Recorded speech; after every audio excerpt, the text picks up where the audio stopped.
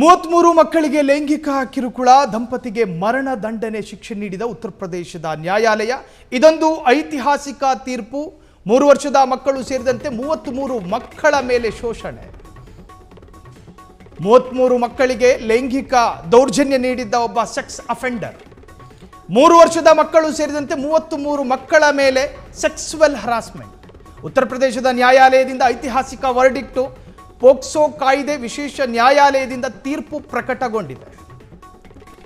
ಆರೋಪಿ ರಾಮಭವನ್ ಮತ್ತು ದುರ್ಗಾವತಿ ಎಂಬ ದಂಪತಿಗೆ ಮರಣ ದಂಡನೆ ಶಿಕ್ಷೆಯನ್ನು ವಿಧಿಸಲಾಗಿದೆ. ಅಸಹಜ ಅಪರಾಧಗಳು, ಪದೇ ಪದೇ ಲೈಂಗಿಕ ಶೋಷಣೆ, ಮಕ್ಕಳ ಅಶ್ಲೀಲತೆಯನ್ನು ಮೊಬೈಲ್ನಲ್ಲಿ ಸಂಗ್ರಹ ಮಾಡಿ ಇಟ್ಟುಕೊಂಡಿದ್ದ ದುರುಳರವರು 33 ಮಕ್ಕಳಿಗೆ, ಒಂದೆರಡಲ್ಲ. ಆ ಪೈಕಿ ಸಣ್ಣ ಹಸುಗೂಸುಗಳು ಕೂಡ ಇತ್ತು. ದೇಹದ ಭಾಗಗಳು ಬೆಳವಣಿಗೆ ಹೊಂದದೇ ಇದ್ದಂತಹ, ಕಾಮ ಅಂದರೆ ಕಲ್ಪನೆಯಲ್ಲೂ ತೆಗೆದುಕೊಳ್ಳೋದಕ್ಕೆ ಸಾಧ್ಯ ಆಗದ ವಯಸ್ಸಿನ ಮಕ್ಕಳಿದ್ರು ಅದರಲ್ಲಿ. ಈ ದುರುಳರಿಗೆ ಆ ಮಕ್ಕಳ ಮುಗ್ಧ ಮನಸ್ಸುಗಳ ಅರ್ಥ ಆಗಲಿಲ್ಲ. ಅವರಿಗೆ ಅರ್ಥ ಆಗಿದ್ದವರ ಕಾಮತೃಷೆಯ ವಿಸ್ತಾರಗಳು ಮಾತ್ರ. ಆರೋಪಿ ರಾಮಭವನ್ ಮತ್ತು ದುರ್ಗಾವತಿ, ಆ ದಂಪತಿಗೆ ನೋಡಿ, ಇದರಲ್ಲಿ ಒಂದು ಹೆಣ್ಣುಮಗಳು ಕೂಡ ಪಾತ್ರ ವಹಿಸಿದ್ಲು ಅನ್ನೋದೇ ವಿಪರ್ಯಾಸ. ಗಂಡನ ಕಾಮತೃಷೆಯನ್ನ ತಣಿಸೋದಕ್ಕೆ ಹೆಂಡತಿಯೂ ಕೂಡ ಸಾಥ್ ಕೊಟ್ಟಿದ್ಲಂತೆ. ಲಜ್ಜೆಗೆಟ್ಟ ಪ್ರಕರಣ ಆಯಿತು. ಉತ್ತರ ಪ್ರದೇಶ ಈ ನರರೂಪ ರಕ್ಕಸರಿಗೆ ಯಾವುದೇ ತರಹದ ಮಾನವೀಯ ನೆಲೆಯನ್ನು ಕೂಡ ಕಲ್ಪಿಸದೆ ಮರಣ ದಂಡನೆ ಅನ್ನೋ ಒಂದೇ ಒಂದು ಪದಪ್ರಯೋಗ ಮಾಡಿದೆ. ನೀವು ಮಾಡಿರೋ ಹಲ್ಕ ಕೆಲಸ ಇದೆಯಲ್ಲ, ಮನುಷ್ಯ ಎಂದು ಕರೆಸಿಕೊಳ್ಳುವ ಯಾವೊಬ್ಬ ವ್ಯಕ್ತಿಯೂ ಕೂಡ ಮಾಡದ ಆ ಕೆಲಸವನ್ನು ನೀವು ಮಾಡಿದ್ದೀರಿ.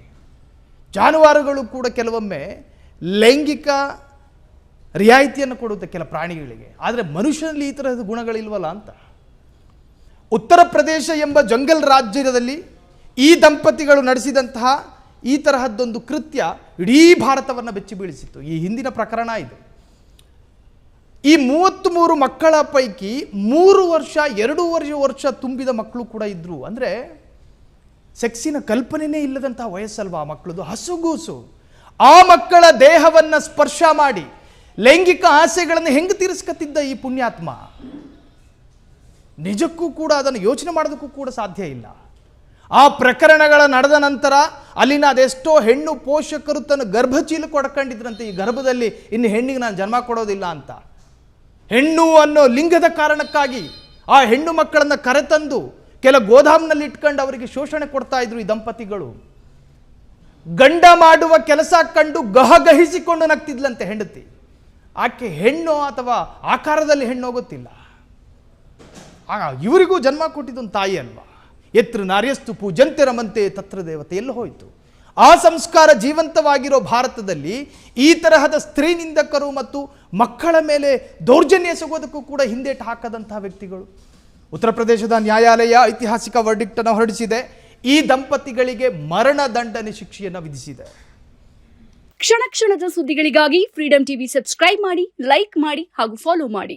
ಹೊಸ ಸುದ್ದಿಗಳ ನೋಟಿಫಿಕೇಶನ್ಗಾಗಿ ಬೆಲ್ ಐಕಾನ್ ಮೇಲೆ ಕ್ಲಿಕ್ ಮಾಡಿ.